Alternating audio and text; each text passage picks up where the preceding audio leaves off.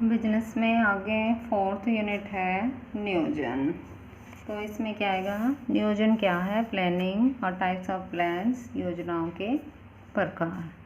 तो उस प्रबंधक को जो बिना नियोजन के कार्य करता है, लाभ के बिना जीवित रहना सीख लेना चाहिए। इसका मतलब क्या है कि अगर कोई व्यक्ति या जो प्रबंधक है, मैनेजर है, वो प्लानिंग के बिना काम करता है तो वो उसको प्रॉफिट हो ही नहीं सकता। यदि आप योजना बनाने में असफल रहते हैं तो आप असफल होने की योजना बनाते हैं। तो सबसे पहले नियोजन का अर्थ है। नियोजन प्रबंध का वह कार्य है जिसमें लक्ष्यों का निर्धारण करना तथा उन्हें प्राप्त करने हेतु की जाने वाली विभिन्न क्रियाओं को शामिल किया जाता है। इसके अंतर्गत यह निश्चित किया जाता है कि क्या करना है, कैसे करना है, कब किया जाना है और किसके द्वारा किया जाना है। इन सभी प्रश्नों के बारे में निर्णय लेना ही नियोजन कहलाता है। इन प्रश्नों के बारे में निर्णय लेने की समस्या तब उत्पन्न होती है जब इन सभी प्रश्नों के एक से अधिक संभावित उत्तर उपलब्ध हों। इस प्रकार कहा जा सकता है कि नियोजन एक चयनात्मक प्रक्रिया है। डेफिनेशन है कुंटर जोर्डनल के अनुसार क्या करना है, इसे कैसे करना है, इसे कब करना और इसे किसके द्वारा किया जाना है, इसका पूर्व निर्धारित करना ही नियोजन है। अर्थात planning is deciding in advance what to do, how to do, when to do and who is to do it. और दूसरी डेफिनेशन है हेमिन के क्या किया जाना है, इसका पूर्व निर्धारण नियोजन है। अर्थात planning is deciding in advance what is to be done. नियोजन की विशेषताएं। नियोजन का ध्यान उद्देश्य प्राप्ति पर केंद्रित होता है। तो जिस प्रकार से प्रबंध का शुभारंभ नियोजन से होता है, अर्थात जो प्रबंध के 5 कार्य है उसमें सबसे पहला नियोजन होता है उसी पर, और नियोजन का शुभारंभ उद्देश्य निर्धारण से होता है। और नियोजन में क्या किया जाता है, सबसे पहले उद्देश्यों का निर्धारित किया जाता है कि व्यवसाय के क्या उद्देश्य हैं जिनको प्राप्त करने के लिए कार्य करना है। उद्देश्य के अभाव में किसी संगठन की कल्पना भी नहीं की जा सकती। उद्देश्य निर्धारण के साथ ही नियोजन में उन्हें प्राप्त करने का रास्ता निश्चित कर दिया जाता है। उद्देश्य प्राप्ति को सुनिश्चित करने के लिए यदि आवश्यक हो तो पूर्व निर्धारित रास्ते में परिवर्तन भी किए जाते हैं। अतः स्पष्ट है कि नियोजन उद्देश्य प्राप्ति में सहायक है। जैसे मान लीजिए एक कंपनी 12 करोड़ वार्षिक बिक्री का उद्देश्य निश्चित करती है, ठीक है, ये उसका उद्देश्य है। नियोजन में इसके निर्धारण के बाद यह निश्चित किया जाएगा कि इसे कैसे प्राप्त किया जाएगा। मान लीजिए समाचार पत्र में विज्ञापन देकर इस उद्देश्य को प्राप्त करने की बात सोची गई। कुछ ही समय बाद पता चला कि नियोजित विज्ञापन माध्यम बिक्री लक्ष्य को प्राप्त करने में असमर्थ लग रहा है। ऐसी स्थिति में विज्ञापन माध्यम में परिवर्तन करके टीवी पर विज्ञापन दिया जा सकता है। इस प्रकार नियोजित कार्यवाही में हर संभव परिवर्तन करके उद्देश्य प्राप्ति को सुनिश्चित किया जाता है। सेकंड कार्य है नियोजन प्रबंध का सर्वोपरि कार्य है। तो नियोजन सबसे पहला कार्य है। नियोजन प्रबंध का प्रथम कार्य है। अन्य सभी कार्य जैसे संगठन, नियुक्तिकरण, निर्देशन और नियंत्रण इसके बाद ही किए जाते हैं। नियोजन के अभाव में प्रबंध का कोई भी कार्य पूरा नहीं किया जा सकता। ये प्रबंध के अन्य कार्यों की नींव होती है। जैसे मान लीजिए कंपनी नियोजन में 12 करोड़ वार्षिक बिक्री का उद्देश्य निर्धारित करती है। इस उद्देश्य को प्राप्त करने के लिए प्रबंध का दूसरा कार्य संगठन किया जाएगा। संगठन में क्या किया जाएगा, क्रय, विक्रय, उत्पादन, वित्त आदि क्रियाओं का निर्धारण किया जाएगा। इनको पूरा करने के लिए विभिन्न विभागों और पदों का निर्धारण किया जाएगा। हर पद के अधिकार और उत्तरदायित्व निश्चित किए जाएंगे। संगठन कार्य के बाद ये जानकारी प्राप्त होगी कि नियोजित उद्देश्य को पूरा करने के लिए विभिन्न स्तर के कितने लोग चाहिए। यह काम नियुक्तिकरण के अंतर्गत किया जाएगा। इसी प्रकार निर्देशन और नियंत्रण कार्यों का आधार भी नियोजन ही है। तो जो नियोजन है वो प्रबंध का सर्वोपरि कार्य है। तीसरा, नियोजन सर्वव्यापक है। तो सर्वव्यापक का मतलब जिसकी आवश्यकता सब जगह पड़ती है। क्योंकि नियोजन कार्य एक उपक्रम के सभी स्तरों के प्रबंधकों द्वारा किया जाता है, इसलिए इसे सर्वव्यापक कहना उचित होगा। योजना बनाना प्रत्येक प्रबंधक का जरूरी कार्य है, चाहे वो प्रबंधक संस्था का प्रबंध संचालक हो या कारखाने में काम करने वाला कोई फोरमैन। उच्च स्तरीय प्रबंधकों का नियोजन प्रक्रिया में लगने वाला समय मध्य स्तरीय और निम्न स्तरीय प्रबंधकों की अपेक्षा अधिक होता है। इसलिए स्पष्ट है कि एक उपक्रम में कार्यरत सभी प्रबंधकों को अपनी क्रियाओं को नियोजित करना होता है। जैसे व्यवसाय के विस्तार का निर्णय उच्च स्तरीय प्रबंधकों द्वारा लिया जाता है। माल को बेचने का निर्णय मध्य और निम्न स्तर के प्रबंधकों द्वारा लिया जाता है। फिर नियोजन सतत होता है। सतत का मतलब लगातार चलने वाली क्रिया।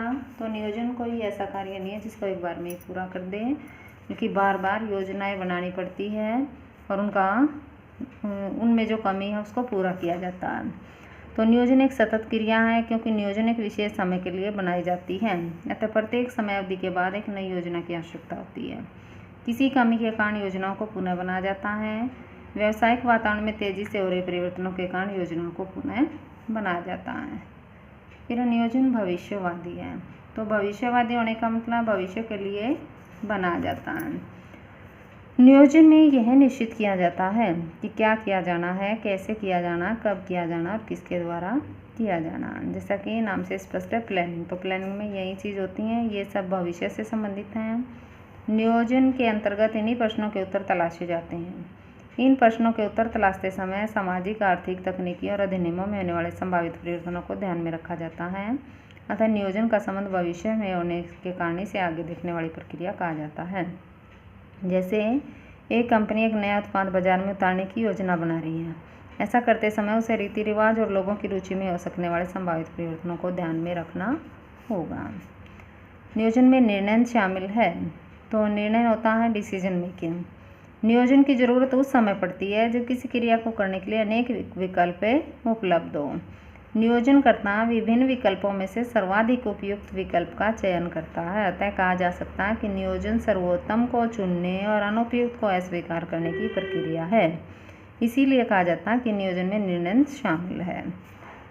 जैसे मिस्टर एंथनी ऐसे शहर में रहते हैं जहाँ एक स्कूल में आर्ट्स, साइंस और कॉमर्स में से केवल कॉमर्स ही पढ़ाई जाती है। उनकी बिटिया ने मैट्रिक पास की है और वहीं +1 में प्रवेश लेना है। तो उनके समक्ष एक ही विकल्प है, अर्थात कॉमर्स, क्योंकि उस स्कूल में केवल कॉमर्स ही उपलब्ध है। तो निश्चित रूप से उन्हें सोच विचार करना पड़ेगा कि नहीं, अर्थात कॉमर्स उन्हें कुछ सोचने नियोजन करने की ज़रूरत नहीं है। लेकिन यदि स्कूल में तीनों विषय पढ़ाए जाते हों तो निश्चित रूप से उन्हें सोच विचार करना पड़ेगा कि किस विषय में प्रवेश लिया जाएगा। जब वे ऐसा कर रहे होंगे तो यह कुछ और नहीं बल्कि निर्णय है। नियोजन एक मानसिक अभ्यास है। तो मेंटल एक्सरसाइज, क्योंकि नियोजन का संबंध कुछ करने से पहले सोचने के साथ है, इसलिए इसे मानसिक अभ्यास कहा जाता है। एक योजनाकार को निम्नलिखित प्रश्नों के बारे में विचार करना होता है। क्या करना है, इसे कैसे करना है, इसे कब करना है और इसे किसके द्वारा किया जाना है। ठीक है, योगी नियोजन क्या है और इसकी विशेषताएं। उसके बाद है नियोजन का महत्व। तो नियोजन प्रबंध का प्रथम और सबसे अधिक महत्वपूर्ण कार्य है। इसकी आवश्यकता प्रत्येक प्रबंधकीय स्तर पर होती है। नियोजन के अभाव में किसी भी व्यावसायिक संस्था की सभी क्रियाएं अर्थहीन हो जाएंगी। संस्थाओं के आकार और जटिलताओं में वृद्धि होने के कारण नियोजन का महत्व और भी बढ़ गया है। नियोजन इसलिए भी एक महत्वपूर्ण कार्य बन गया है क्योंकि आज व्यवसाय में एक ऐसे वातावरण में जीवित रहना पड़ता है जो अनिश्चित है और निरंतर परिवर्तनशील है। नियोजन के अभाव में भविष्य को अनिश्चित घटना का अनुमान लगाना असंभव नहीं तो कठिन नहीं अवश्य है। तो एक व्यावसायिक संस्था में नियोजन का महत्व या लाभ निम्नलिखित तथ्यों से स्पष्ट है। फर्स्ट है, नियोजन दिशा प्रदान करता है। तो नियोजन प्रक्रिया द्वारा संस्था के उद्देश्यों को सरल और स्पष्ट शब्दों में परिभाषित किया जाता है। इसका परिणाम होता है कि सभी कर्मचारियों को एक ऐसी दिशा मिल जाती है जिसकी ओर सभी के प्रयास केंद्रित हो जाते हैं।